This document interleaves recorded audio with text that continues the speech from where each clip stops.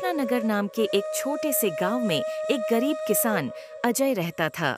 उसके 3 बच्चे थे, रिंकी और विजय, जो अजय के पहले पत्नी से थे। अजय के पहले पत्नी के देहांत के बाद उसने मीना नाम के औरत से दूसरी शादी की, जिससे उसे एक लड़का था जिसका नाम मोहन था। अजय अपने तीनों बच्चों से बहुत प्यार करता था, परंतु मीना रिंकी और विजय की सौतेली माँ थी, जिस कारण वो रिंकी और विजय को बिल्कुल पसंद नहीं करती थी। वह हमेशा उन दोनों को किसी न किसी कारण परेशान ही किया करती थी। एक दिन मीना घर पर लड्डू बना रही थी। वाह, क्या खुशबू है! इसे खाकर तो मोहन खुश हो जाएगा। तभी मीना के पास रिंकी आती है। मीना माँ, एक लड्डू दो ना, बहुत तेज भूख लगी है। ये लड्डू मैंने तेरे लिए नहीं बनाए, समझी? ये मैंने अपने मोहन के लिए बनाए हैं, वो अभी आता ही होगा। मैं जानती हूँ भाई के लिए बनाए हैं, लेकिन बस एक लड्डू दे दो। मुझे बेसन के लड्डू बहुत पसंद है। हाँ, जो मेरे मोहन को पसंद होता है वही तुम दोनों भाई बहन को भी पसंद होता है। अब जा यहाँ से, बड़ी आई लड्डू खाने वाली। मीना की ऐसी बात सुनकर रिंकी उदास हो जाती है। तभी वहाँ मोहन आता है और वह बड़ी कड़क आवाज में बोलता है, माँ, ओ माँ, मुझे कुछ खाने को दो जल्दी, भूख लगी है, मुझे बहुत भूख लगी है। तभी मीना उसके लिए लड्डू लेकर आती है। मोहन तुरंत वो लड्डू लेता है और खाने लगता है। कैसे लगे तुझे बेसन के लड्डू? ठीक तो बने हैं ना बेटा? माँ, और लड्डू लेकर आओ, मुझे और भूख लगी है। हाँ बेटा, अभी लाती हूँ, तेरे लिए ही तो बनाए हैं। देखते ही देखते मोहन बहुत सारे लड्डू खा लेता है। रिंकी वहाँ खड़े होकर उदासी भरी नजरों से देख रही थी। थोड़ी देर बाद मोहन के ज्यादा लड्डू खाने की वजह से उसे बहुत तेज पेट में दर्द होता है। दर्द की वजह से मोहन चिल्लाता है, ओई माँ, मर गया मैं तो, बहुत तेज पेट दर्द कर रहा है। क्या हुआ मेरे लाल को? क्यों चिल्ला रहा है? पता नहीं माँ, बहुत तेज पेट दर्द हो रहा है। ये जरूर उस मनहूस रिंकी की वजह से हुआ होगा। देखा नहीं, जब तू लड्डू खा रहा था कैसे घूर घूर कर देख रही थी। तभी मीना और जोर जोर से चिल्लाने लगती है, रिंकी, ओ रिंकी, कहाँ मर गई? मीना को चिल्लाते सुन रिंकी वहाँ आती है। माँ, आपने मुझे बुलाया क्या? अरे देख, तेरी वजह से मेरे लाल के पेट में दर्द हो रहा है। जब मीना रिंकी को भला बुरा बोल रही थी, इतने में विजय वहाँ आ जाता है। क्या हुआ मीना माँ, क्यों डांट रही हो रिंकी को? क्या किया है इसने? देखो, आ गया रिंकी का चमचा। जब देखो तब बहन की तरफदारी करने आ जाता है। बड़ी जल्दी खाना देकर आ गया तू। खाना बाबा को ही देकर आया है या रास्ते में बैठकर खुद ही खा आया है? नहीं माँ, मैं बाबा को खाना देकर ही आया हूँ। रास्ते में रामू काका मिल गए थे तो उनके साथ उनकी बैलगाड़ी में बैठ गया था, इसलिए जल्दी आ गया। ठीक है, लेकिन तेरी इस बहन को समझा कि मेरे मोहन पर बुरी नजर न डाले। हे भगवान, न जाने कौन सा दिन होगा जब तुम दोनों से जान छूटेगी मेरी। मेरे लाल, चल तुझे वैद्य जी के पास लेकर चलूं। पता नहीं इन दोनों भाई बहन की वजह से क्या क्या दिन देखना पड़ेगा। इसके बाद मीना मोहन के साथ वहाँ से चली जाती है। भैया, मीना माँ बहुत बुरी है ना। वो केवल मोहन से ही प्यार करती हैं, हम दोनों से बिल्कुल भी नहीं करती। अगर हमारी माँ होती तो वह भी हमें ऐसे ही प्यार करती। मैं मीना माँ की शिकायत बाबा से करूंगी। नहीं रिंकी, ऐसा नहीं कहते। अब मीना माँ ही हमारी माँ है। उन्हें थोड़ा गुस्सा ज्यादा आता है ना, बस इसलिए ऐसा बोलती हैं। तुम बाबा से कुछ मत कहना, वरना वो दुखी हो जाएंगे। ठीक है भैया, अगर आप कहते हैं तो नहीं कहूंगी। अगली सुबह अजय अपने घर आता है। उसके सिर पर चोट लगी होती है। तभी रिंकी अपने कमरे में से आती है। ये क्या हुआ बाबा, आपके सिर से खून कैसे बह रहा है? अरे आपको तो सिर पर चोट लगी है। मीना माँ, जरा जल्दी आइए। अरे क्या हुआ? क्यों चिल्ला रही है? कौन सी आफत आ गई? तभी वो अजय को देखती है। हाय, ये क्या कर लिया? इतना खून निकल रहा है। खेत से लौटकर घर ही आ रहा था, तभी गांव के नुक्कड़ पर कुछ बच्चे गिल्ली डंडा खेल रहे थे। अचानक गिल्ली आकर मेरे सर में लग गई। इससे पहले मैं उन्हें देख पाता, वह वहां से भाग गए। हे भगवान, ऐसे बदमाश और बिगड़ैल बच्चों की वजह से चोट लग गई। आपको थोड़ा संभल कर चलना था। अरे बाबा, क्या आप भी देखकर नहीं चल सकते? लग गई ना गिल्ली सर पर। अच्छा, तो ये सब तेरा किया धरा है, नालायक। सच्ची बता, तूने ही गिल्ली मारी है ना मुझे? बाबा, मैंने तो गिल्ली आराम से ही उछाली थी, आप पता नहीं कहां से बीच में आ गए। अब इसमें मेरी गलती थोड़ी ना हुई। देखो देखो नालायक को, कैसे जुबान चला रहा है। अरे हो गई होगी गलती, आप तो मेरे लाल के पीछे ही पड़ गए। तभी रिंकी अंदर से दवा लेकर आती है। बाबा, लाइए, मैं आपकी चोट पर दवा लगा देती हूँ। इससे आपकी चोट जल्दी भर जाएगी। हाँ मेरी बच्ची, ले लगा दे। थोड़ी देर बाद, माँ, ओ माँ, मेरा आज पकौड़े खाने का मन है, जरा बना देना। और जरा जल्दी बनाना, भूख लगी है। हाँ, क्यों नहीं मेरे बच्चे, अभी बनाकर लाती हूँ। मेरे लाल की कुछ खाने की इच्छा हो और मैं ना बनाऊं, ऐसा थोड़ी हो सकता है। तू रुक, अभी बनाकर लाती हूँ। मीना पकौड़े बनाने लगती है। वह पकौड़े बना ही रही होती है कि तभी उसकी पड़ोसन आती है। भाभी, ओ मीना भाभी, अरे कहाँ हो? हाँ बोलिए चंपा भाभी, कैसे आना हुआ? अरे मीना भाभी, मेरे पति आज काम पर गए हैं, थोड़ी देर में आते ही होंगे। घर में चीनी खत्म हो गई है, आते ही उन्हें चाय पीने की आदत है, तो सोचा तब तक मैं आपके घर से ही ले चलती हूँ। अरे ये क्या, यहाँ तो पकौड़े भी बन रहे हैं। चलो चीनी के साथ साथ पकौड़े भी खाती चलूं, है ना मीना भाभी? क्यों नहीं भाभी, लेकिन अभी तो मैं बच्चों के लिए पकौड़े बना रही हूँ। चलो कोई नहीं, तुम मुझे बस चीनी दे दो। यह सब बातें रिंकी और विजय सुन रहे थे। उसके बाद रिंकी और विजय उन दोनों के सामने से गुजरते हैं। अरे बच्चों, देखो तो आज तुम्हारी माँ ने तुम्हारे लिए क्या बनाया है। आ जाओ, पकौड़े खाकर देखो, कितने स्वादिष्ट हैं। सही कहा ना मीना भाभी? अरे हाँ हाँ, बच्चों के लिए ही तो बना रही हूँ, खा लो बच्चों। रिंकी और विजय दोनों मीना को एक नजर देखते रहते हैं। अरे देख क्या रहे हो, आ जाओ। उसके बाद दोनों पकौड़े खाने लगते हैं।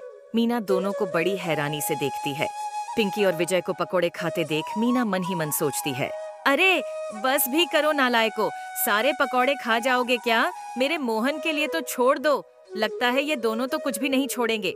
अच्छा मीना भाभी, राजू के पापा आ गए होंगे, अब मैं चलती हूँ।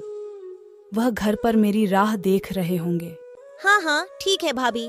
रिंकी और विजय बहुत भूखे थे और अपनी तेज भूख के कारण दोनों सारे पकौड़े खा जाते हैं। बहुत चालाक बनते हो ना तुम दोनों।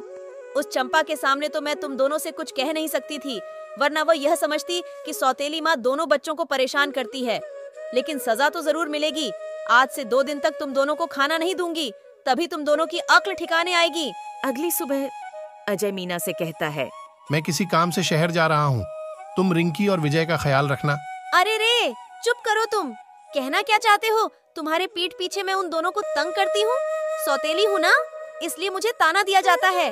अरे भाग्यवान, मेरे कहने का मतलब वो नहीं था। तुम बिना बात का पहाड़ बना देती हो। अच्छा, अब मैं चलता हूँ। इसके बाद अजय वहाँ से चला जाता है। उसी शाम रिंकी मीना के पास आती है। मीना माँ, मुझे और विजय भैया को बहुत तेज भूख लगी है, कुछ खाने को दो ना। नहीं, बिल्कुल खाना नहीं मिलेगा तुम दोनों को। एक दिन नहीं खाओगे तो मर नहीं जाओगे। अब जा यहाँ से, मुझे बहुत नींद आ रही है, मैं सोने जा रही हूँ। थोड़ी देर बाद मीना अपने कमरे में खर्राटे मारकर सो रही थी। तभी रिंकी और विजय चुपके से उसके पास आते हैं और उसे सोता देखकर दोनों रसोई में जाते हैं। अरे रिंकी, देख इस बर्तन में तो खीर रखी है, आजा दोनों यही खाते हैं। लेकिन भैया मीना माँ को पता चलेगा तो बहुत गुस्सा करेंगी। तू घबरा मत, अभी खीर खा, माँ से कैसे बचना है मुझे पता है मेरी प्यारी बहना। विजय के ये कहते ही पिंकी और विजय फटाफट खीर खाने लगते हैं। आज तो सच में खीर खाकर मजा ही आ गया। लेकिन भैया खीर तो खत्म ही हो गई है, मीना माँ को पता चलेगा तो वह हमें बहुत डांटेगी। रिंकी, अब तू अपने भाई का कमाल देख। विजय खीर में 4 गिलास पानी और साथ में थोड़ा नमक डाल देता है। अब चल यहाँ से पिंकी, मीना माँ ने देख लिया तो आफत आ जाएगी। अगली सुबह मोहन मीना को चिल्ला चिल्ला कर कहता है, माँ, ओ माँ, बहुत तेज भूख लगी है, रात वाली खीर ला कर दो। मीना तुरंत उसे खीर लाके देती है और मोहन उसे तुरंत खाने लगता है। खीर का 1 चम्मच मुंह में डालते ही, छी थू, ये कैसी बेकार खीर खिला दी मुझे। माँ, किसने कहा था आपको खीर गर्म करने को? मुझे अब उल्टी आ रही है। क्या हुआ? मैंने तो इतनी स्वादिष्ट खीर बनाई थी। इसके बाद मीना खुद खीर खाकर देखती है, लेकिन निवाले को मुंह में ले जाते ही तुरंत थूक देती है। अरे रे, इतनी कड़वी और स्वादहीन खीर कैसे हो गई? इसे खाकर तो मुझे भी उल्टी आ जाएगी। यह देखकर दरवाजे के बाहर से रिंकी और विजय हंसने लगे। तभी चंपा, मीना की पड़ोसन, वापस मीना के घर आती है। भाभी, ओ मीना भाभी, तुम्हारे लिए खुशखबरी लाई हूँ। तुम अक्सर कहती हो ना, तुम्हें बहुत अच्छा नृत्य आता है। तो हमारे गांव में नृत्य प्रतियोगिता होने वाली है। इनाम में मोटी राशि मिलेगी। मैंने उसमें तुम्हारा नाम लिखवाया है। गांव की सभी औरतें उसमें हिस्सा ले रही हैं। ये सुनते ही मीना मन ही मन सोचती है, अरे रे, इस पागल औरत ने ये क्या कर दिया? मुझे तो नृत्य आता ही नहीं। इसे तो मैंने ऐसे ही बोल दिया था। क्या करूंगी अब मैं? अगर मना करूंगी तो पूरा गांव में मुझ पर हंसेगा, सब झूठा कहेंगे। हाँ हाँ, क्यों नहीं भाभी, मुझे तो नृत्य में महारत हासिल है, कोई भी मेरे सामने टिक नहीं पाएगी। हाँ, तुम देखना अब। हाँ, क्यों नहीं भला। अच्छा, अब मैं चलती हूँ। इसके बाद चंपा वहाँ से चली जाती है। चंपा के जाने के बाद मीना सोचती है, चंपा से तो मैंने बोल दिया कि मुझे बहुत अच्छा नृत्य आता है, लेकिन वास्तव में तो मैं नृत्य करना जानती ही नहीं हूँ। चलो खैर, अब जो भी हो, समय निकालकर थोड़ा अभ्यास ही कर लेती हूँ। आखिर मैं किसी से कम थोड़े ही ना हूँ। इसके बाद मीना उलझुल नृत्य करने लगती है। देखते ही देखते अचानक उसका पैर मुड़ जाता है और वह जमीन पर गिर जाती है। मीना मोहन को आवाज लगाती है, मोहन बेटा, देख तो मेरे पाँव में चोट आई है, मुझे सहारा देकर बिस्तर तक तो छोड़ दे। अरे देख तो रहा हूं, इतना चिल्ला क्यों रही हो? छोटी सी तो चोट है। अच्छा, मैं चलता हूं, मुझे अपने दोस्तों के साथ खेलने जाना है। मोहन खेलने निकल जाता है। तभी रिंकी और विजय वहाँ आते हैं और मीना को चारपाई पर बैठाते हैं और उसके पैर में दवा लगाते हैं। अब कैसा लग रहा है मीना माँ? क्या अभी भी आपको दर्द हो रहा है? हाँ माँ, बताओ ना हमें, क्या आपको दर्द हो रहा है? मैं अभी वैद्य जी को बुला लाता हूँ। ये देखकर मीना का दिल पसीजने लगता है। मुसीबत आई तो मेरा खुद का बच्चा मुझे इस हालत में छोड़कर चला गया। हे भगवान, मुझे माफ कर देना। मेरे बच्चों, मुझे माफ कर दो। मैंने तुम्हारे साथ हमेशा सौतेली माँ जैसा ही बर्ताव किया। कभी तुम्हें माँ का प्यार नहीं दिया, लेकिन तुम सच में बहुत अच्छे हो। मेरे बच्चों, मैं जानती हूँ कि मैं तुम्हारी माफी के काबिल नहीं हूँ, फिर भी हो सके तो मुझे माफ कर देना। आप माफी मत मांगिए, हमने आपको अपनी माँ पूरे दिल से माना है। हम यह जरूर जानते थे कि एक दिन आप जरूर हमें अपना लोगी। हाँ माँ, हमने कभी आपको सौतेली माँ नहीं माना, अब आप ही हमारी माँ हैं। दोनों नन्हे बच्चों के मुंह से इतने प्यार भरे शब्द सुनकर मीना की आंखों में आंसू आ जाते हैं और वह दोनों को गले लगा लेती है।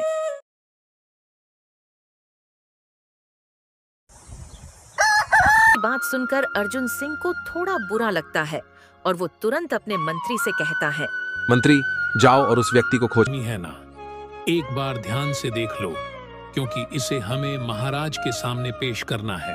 हाँ मंत्री जी, पक्का यही वो आदमी है जो कल रात महाराज से मिलने की जिद कर रहा था। सैनिकों से सुनिश्चित करते ही मंत्री उस व्यक्ति को कहता है, अरे ओ भाई, नाम क्या है? महाराज, मेरा नाम राहुल है। मैं एक गरीब किसान हूँ। मेरी एक पत्नी और 2 छोटे बच्चे हैं। मेरे पास एक छोटी सी जमीन है जिस पर मैं कई वर्षों से खेती कर रहा पड़ जाता है। मंत्री, परंतु विजय की फसल इतनी अच्छी नहीं हुई थी। दोनों भाई अपनी अपनी आलू की टोकरी लेकर राज दरबार में पहुंच जाते हैं। हुए हैं। राजा मंत्री की बात मान लेते हैं और अपना फैसला तुम्हें 100 सोने की अशर्फियां दी जाती हैं। धन्यवाद महाराज। अर्जुन सिंह के फैसला सुनाने के बाद राहुल उनके सामने